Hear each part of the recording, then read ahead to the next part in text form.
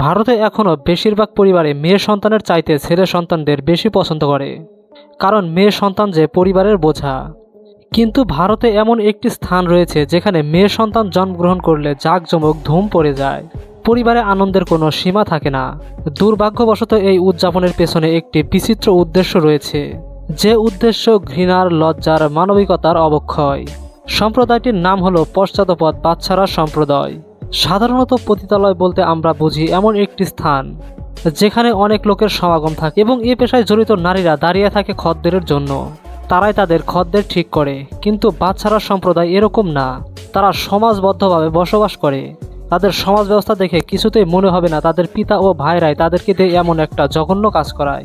এই সম্প্রদায়ে শত শত বছর ধরে এখন পর্যন্ত একটি প্রথা প্রচলিত আছে, যেখানে সম্প্রদায়ের সদস্যরা তাদের পরিবারে জন্ম নেওয়ার সবচেয়ে বড় মেয়েকে পতিতাবৃত্তির দিকে ঠেলে দেয়। আর এই পতিতা বাণিজ্য শুরু হয় মেয়ের বয়স 10 থেকে 12 বছর বয়সের মধ্যেই। পরিবারের পুরুষ সদস্য থেকে শুরু করে বাকি সবার জীবন ওইটুকু মেয়ের আয়ের উপরেই নির্ভর করে। কয়েকটি ক্ষেত্রে মেয়েটির আপন বাবা অথবা ভাই দালাল হিসেবেও কাজ করে। শুধুমাত্র পরিবারের বড় মেয়ের এ কাজে নিয়োজিত থাকার কথা থাকলেও বর্তমানে আর তা হয় না।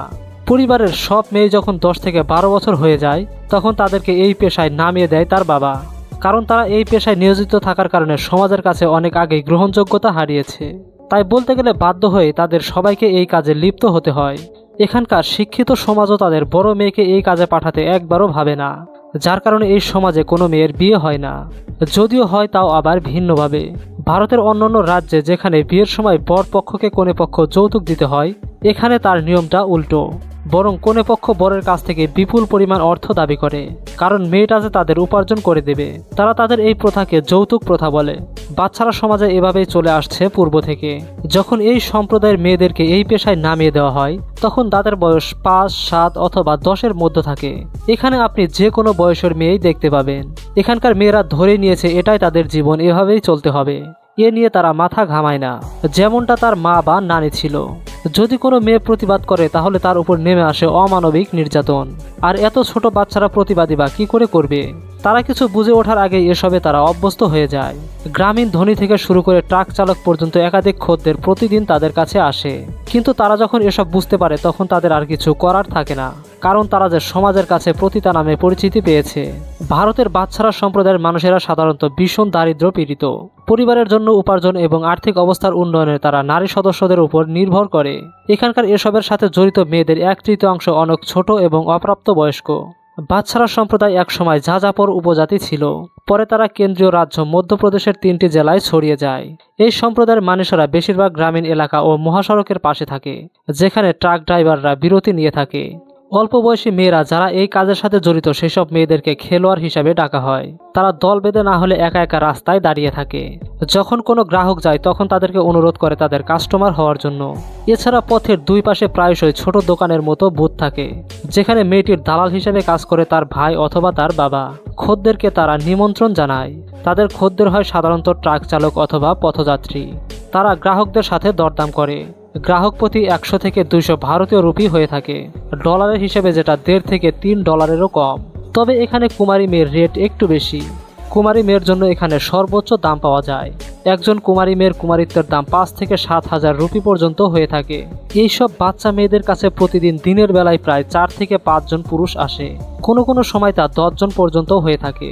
রাতের বেলায় তারা হোটেল বা কাছাকাছি অন্য কোথাও যায়, যেখানে তাদের কাস্টমার থাকে সাধারণত উচ্চ শ্রেণীর মানুষ। এসব মেয়েরা সব সময় HIV সংক্রমণের ঝুঁকিতে থাকে। এখানকার মেয়েরা যারা এই পেশায় জড়িত তাদের 15% মেয়েরা HIV-তে আক্রান্ত। এইসব খেলোয়াড়দের অনেক মেয়েরা অনেক সময় গর্ভবতী হয়ে পড়ে। মা হবার পর তাদের আরও বেশি বেশি পরিশ্রম করার জন্য চাপ দেওয়া হয়। অনেক মেয়েরা এক পর্যায়ে গর্ভবতী হয়ে পড়লে তাদের এই কাজ চালিয়ে যেতে হয়, কারণ সন্তানের যত্ন বা পরিবারের খরচ বেড়ে যায়, যা তাদের আয়ের মাধ্যমেই চলতে থাকে। আবার একটি মেয়ে যখন এই পেশার সাথে লিপ্ত হয়ে যায় তখন তার বিয়ে বন্ধ হয়ে যায়, অর্থাৎ তার নিজের বা অন্য কোনো সম্প্রদায়ের সাথে বিয়ে নিষিদ্ধ। কেউ চাইলেও সেখান থেকে বের হতে পারে না। ভারতে মেয়েদের চাইতে ছেলে সন্তান পাওয়ার আকাঙ্ক্ষা বেশি থাকায় দেশটিতে লিঙ্গের অনুপাতে ভয়াবহ অসামঞ্জস্যতা দেখা যায়। কিন্তু বাচ্চারা সম্প্রদায়ের সমস্যাটি পুরোই উল্টো। এই সম্প্রদায়ে প্রায় 33,000 সদস্য রয়েছে, যার মধ্যে অন্তত 65% নারী। বেশি সংখ্যক নারী হওয়ার একটি কারণ হলো এই অঞ্চলে অল্প বয়সী মেয়েদের অবৈধভাবে পাচার করা হয়। প্রতি বছর এখান থেকে অনেক নারী ও শিশু উদ্ধার করা হয়। যারা এখানে এই পেশার সাথে জড়িত হয়েছিল। কিন্তু এই সময় এসেও ভারত সরকার এই সম্প্রদায়ের এই কাজ দূর করতে পারেনি। এই সমাজের নারীরা অনেক বছর ধরে এই কাজের সাথে জড়িত, আরও কতদিন থাকবে তার কোনো ঠিক নেই। এখানকার নারীরা এই জঘন্য কাজ থেকে কোনোদিন মুক্তি পাবে কিনা, পারবে কিনা আমাদের মতো স্বাভাবিক জীবনে ফিরে আসতে। তো সম্মানিত ভিউয়ার্স, আজকের মতো এই পর্যন্তই ভিডিওটি। যদি ভিডিওটি একটু ভালো লেগে থাকে তাহলে চ্যানেলটিকে সাবস্ক্রাইব করে দিন, একটি লাইক দিতে ভুলবেন না। ভিডিওটির সম্পর্কে আপনার মতামত কমেন্টে জানান। আর যদি এরকম ভিডিও আরও দেখতে চান তাহলে বলে আমাদের চ্যানেলটিকে সাবস্ক্রাইব করে রাখুন। কথা হবে পরবর্তী কোনো ভিডিওতে। ততক্ষণ সবাই সুস্থ থাকুন, ভালো থাকুন। ধন্যবাদ।